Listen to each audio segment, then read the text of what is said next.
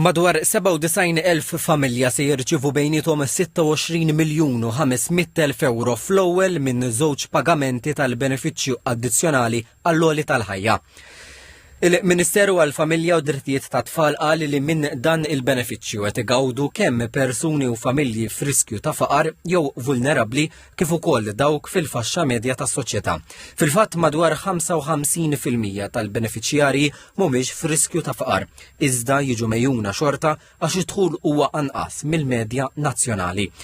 Il-pagamenti annwali jvarjaw minn 200 euro sa 1500 euro. Madwar 45% tal-benefiċjarji huma persuni wieħedhom. Żied jingħad li dawn jammontaw għal 44,000 persuna bl-ogħla rata fis-sena li qed jirċievu tlaħħaq 681 euro u l-inqas waħda tkun ta' 200 euro. Il-kumplament tal-benefiċjarji li jgħoddu 53,000 huma koppji bla dipendenti jew familji bit-tfal. Il-benefiċjarji tagħhom varjaw minn 326 euro sa 1,500 euro.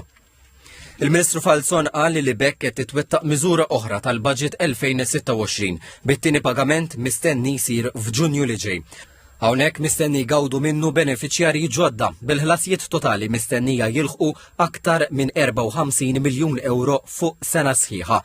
Tem jgħid li dan il-benefiċċju beda jingħata lejn l-aħħar tal-2022 u flimkien mas sussidji tal-enerġija jagħmel tajjeb kontra l-isfida tal-inflazzjoni u baqa' jingħata anki jekk dan issa normalizzat. Żied jgħid li bil-pagament ta' din il-ġimgħa il-ħlasijiet f'dawn it-3 snin fuq dan il-benefiċċju biss telgħu għal 128 miljun euro.